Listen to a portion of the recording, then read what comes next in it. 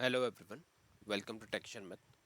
आज की सेशन में हम गेट CONF यूटिलिटी से रिलेटेड एक और टॉपिक कवर करेंगे, जिसमें हम कुछ और ऐसी नई वैल्यूज़ को फैच करके देखेंगे कि उसका आउटपुट क्या होता है और उसे कब हमें यूज़ करना होता है।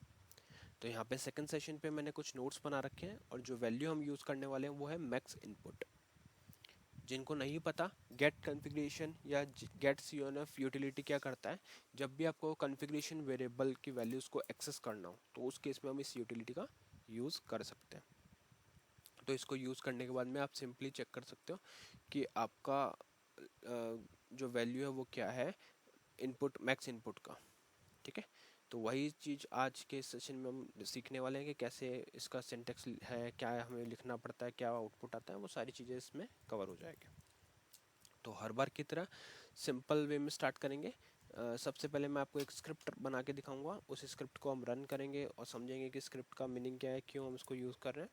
और जब वो चीज़ क्लियर हो जाएगी तब उसके बाद में थियोरेटिकल डिस्कशन के बाद में लास्ट में हम देखेंगे कि CL प्रोग्राम कैसे एग्जीक्यूट कर सकते हैं सेम स्क्रिप्ट को रन करने के लिए। तो स्टार्ट करते हैं डिस्कशन। यहाँ पे आपको लिखना पड़ेगा वर्क LN की एंटर और आपके पास ये work with object link screen open हो जाएगी। तो अब हम क्या करेंगे, मैक्स इनपुट फाइंड करेंगे इस पर्टिकुलर डायरेक्टरी के लिए /home/शर्मित के लिए। ठीक है, ये हमारी डायरेक्टरी रहेगी जिसके लिए हमें मैक्स इनपुट फाइंड करना है। यहाँ से करते हैं पेज डाउन और अपनी डायरेक्टरी को सर्च करते हैं। तो हम जिस डायरेक्टरी में अपना क्रिएट करने वाले हैं फाइल को वो है टेक्शन में। तो यहाँ से मैं ऑप्शन ले लेता हूँ 5 और यहाँ पे हमारे पास काफ़ी सारे फाइल्स और डायरेक्टरीज ऑलरेडी क्रिएटेड है। तो इसमें से जो इस डेमो में हम यूज़ करने वाले वो फाइल है sharmit3.sh जो ऑलरेडी एग्जीक्यूटेबल मोड में है। ठीक है, तो ये एग्जीक्यूटेबल मोड में पहले से है। तो और अगर आप लोग भी ऐसे एग्जिस्टिंग स्क्रिप्ट फाइल रन कर रहे हो और आपके अगर स्क्रिप्ट एग्जीक्यूटेबल मोड में नहीं है तो आप क्या कर सकते हो, आप प्रीवियसली रिलीज सेशन को देख सकते हो। वहाँ पे स्टार्टिंग में हमने देखा था कि कैसे हम किसी भी स्क्रिप्ट फाइल को एग्जीक्यूटेबल परमिशन प्रोवाइड कर सकते हैं chmod कमांड की हेल्प से।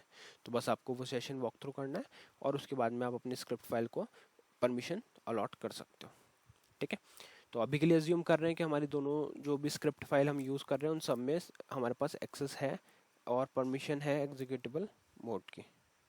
ठीक है, तो अभी आगे कंटिन्यू करते हैं। यहाँ पे मैं ऑप्शन ले रहा हूँ 2। इसमें अभी के लिए जस्ट हमने क्या किया, एक मल्टी लाइन कमेंट स्टोर करके रखा है जिसमें टॉपिक का नेम और प्रेजेंटर का नेम शो हो रहा है। प्रेजेंटर नेम टेक्शन में, तो टॉपिक नेम हो गया session get CONF utility in shell script. ठीक है, तो अब हमें क्या करना है, यहाँ से सिंपली I2 हो गया, कोई बात नहीं, हमें इतनी लाइंस की नीड है। और यहाँ पे पहले सबसे पहले इको से इंट्रोडक्टरी लाइन लिख देते हैं जिससे यूज़र जब भी इसको कॉल करे तो उसको शो हो जाए कि आउटपुट क्या आ रहा है। तो यहाँ लिखेंगे फैचिंग और जो हमारा वेरिएबल है उसको यहाँ से डायरेक्टली कॉपी करेंगे, max input value using get CONF utility.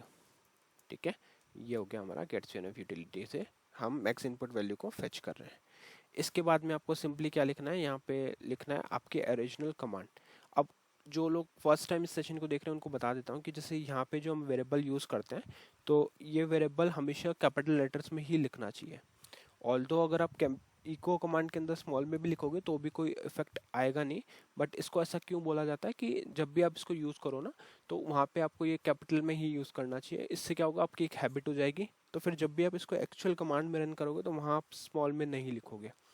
और ये क्या केस सेंसिटिव है, अगर स्मॉल में लिख दिया तो वो एरर देगा। तो हमेशा हैबिट डालो कि जब भी कॉन्फ़िगरेशन वेरिएबल को लिख रहे हो कैपिटल लेटर्स में लिखो और यूटिलिटी को जब भी लिख रहे हो जो गेट CONF यूटिलिटी है उसको हमेशा स्मॉल लेटर्स में लिखो। ठीक है, तो इसके बाद में यहाँ पे हम हमारी एक्चुअल कमांड रन करेंगे जो है गेट CONF स्पेस और इधर आ जाएगा आपका वेरिएबल का नेम जो है मैक्स अंडरस्कोर इनपुट और फिर हम अपना पाथ प्रोवाइड करेंगे जो भी आपका पाथ है /home/शर्मित और एंटर। ठीक है, तो ये हमारा पाथ हमने प्रोवाइड कर दिया। इसके लिए हमें मैक्स इनपुट फाइंड करना है। अब मैक्स इनपुट होता क्या है ये अपन जब डिस्कस करेंगे, जब यहाँ पे ये वैल्यू फेच होगी इसका आउटपुट समझेंगे। बट अभी के लिए सिंपल इतना आप सिंटेक्स पे फोकस कर सकते हो कि सिंटेक्स में क्या लिखा हुआ है। करते हैं यहाँ से F3 फॉर सेव और एग्जिट अब हमारी स्क्रिप्ट को रन करेंगे। जिनको नहीं पता, स्क्रिप्ट रन करने के लिए आपको ये वाली पाथ की नीड रहती है, तो इसको सीधा हम यहाँ पे यूज़ करेंगे। QSH एंटर, इधर लिख देते हैं /home/texsurmet/shermet3.sh और एंटर। एंटर किया तो आउटपुट क्या आया, fetching max input value using get CUNF utility, और वैल्यू कितनी आई 512। ठीक है, तो ये हमारी वैल्यू आई जो हमने फेच करी। अब इस 512 का मीनिंग क्या है, क्या होता है मैक्स इनपुट, ये सब समझने के लिए आप चलते हैं थियोरेटिकल डिस्कशन पे। बट उससे पहले एक चीज़ और बतानी है, जो है केस सेंसिटिविटी। ठीक है, तो अभी हमने जो वैल्यू अंदर यूज़ करी थी, सेम वैल्यू को मैं यहाँ पे एक्सेस करके देखता हूँ, गेट CONF। अब यहाँ पे भी इस क्यूशल पे भी डायरेक्टली रन कर सकते हो, और यहाँ आ जाएगा /home/shermet। वो स्क्रिप्ट बनानी है तो वहाँ लिखो, अदरवाइज यहाँ पे भी वैल्यू फेच कर सकते हैं, जैसे अभी मैंने किया। तो आउटपुट क्या आया 512। यहाँ पे टेक्स्ट नहीं आएगा क्योंकि टेक्स्ट स्क्रिप्ट में लिखा हुआ है, हमारे पास डायरेक्ट वैल्यू आई 512।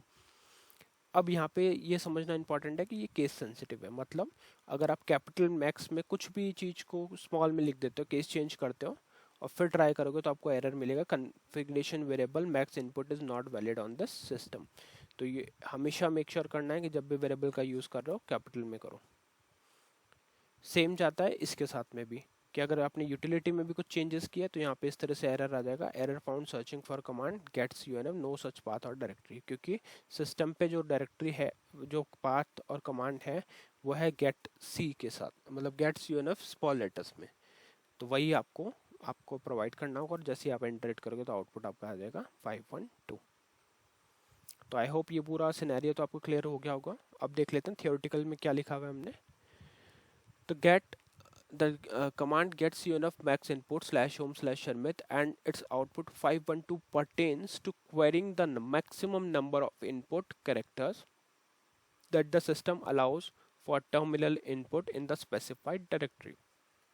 ठीक है, तो हमारे को ये वैल्यू क्या मिली, ये वैल्यू मिली हमारे को कि मैक्सिमम नंबर ऑफ इनपुट, ठीक है, input characters allowed for terminal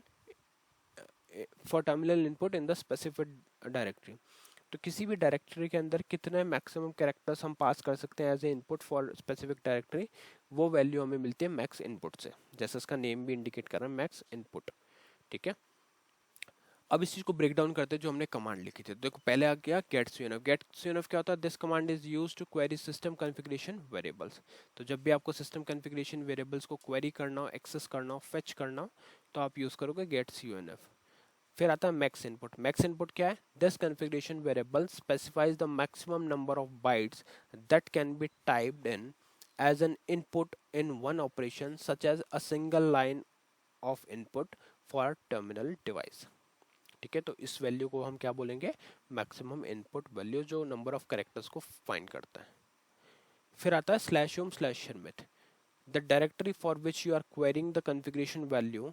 The directory specified here is typically not relevant to the terminal input limit, but is required syntactically by the getCUNF command। ठीक है, तो वो directory है जिसके ऊपर आपको वैल्यू चेक करनी है। ठीक है, when you run getCUNF max underscore input /home/shermet and gets the value 512, it indicates that the maximum number of input characters allowed in a single input operation is 512 bytes. This is a limit imposed by the system on the size of input data that can be handled at one time for a terminal input। ठीक है, तो I think ये पूरा theoretical discussion भी अब आपको clear हो गया होगा। इसका आप नोट्स बना सकते हो, ये आपको इंटरव्यूज़ में भी काफ़ी हेल्प करेगा। तो आई होप ये वाला पूरा पोर्शन आपको क्लियर है।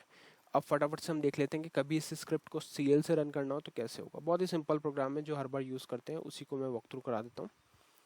यहाँ पे आपको DCL लिख के F4 करना है, variable name type storage length आ जाएगी। फिर इसके बाद में CHG वेर करके आपको F4 लेना है, फिर से वेरिएबल का नेम और स्क्रिप्ट ऑफ फाइल, और फिर लास्ट में strqsh रन करके आपको उस वेरिएबल को पास करना है जिसमें भी आपने स्क्रिप्ट स्टोर करी हुई है। फिर सिंपली फाइल करके कंपाइल करना है। कंपाइल के लिए 14 ले एंटर करोगे तो अगर आपका ऑलरेडी क्रिएटेड नहीं होगा ऑब्जेक्ट तो डायरेक्टली क्रिएट हो जाएगा, अदरवाइज आपसे वो पूछेगा येस और नो, तो येस और नो में आप आंसर फिल कर सकते हो। ठीक है, और जैसे ही आप येस और नो के अंदर आंसर फिल करोगे तो आपको उस अकॉर्डिंग वो ऑब्जेक्ट क्रिएट करने के लिए अलाउ कर देगा। बट मैं अभी के लिए कंपाइल नहीं कर रहा क्योंकि मेरा ऑलरेडी स्टोरेज का इशू है इसमें, तो इस वजह से मैं इसको कंपाइल नहीं कर रहा। बट आप लोगों को अगर कंपाइल करना है तो आप कर सकते हो, ठीक है। तो यहाँ से करते हैं बैक और डायरेक्टली मैं इसको कॉल करता हूँ। तो कुछ आउटपुट इस तरह से मिल रहा है, fetching max input value using get CNF utilities 512। So I hope आज का ये पूरा सेशन आपको क्लियर हुआ होगा। नेक्स्ट सेशन में हम बाकी टॉपिक डिस्कस करेंगे। So thank you for watching टेक्शन विद।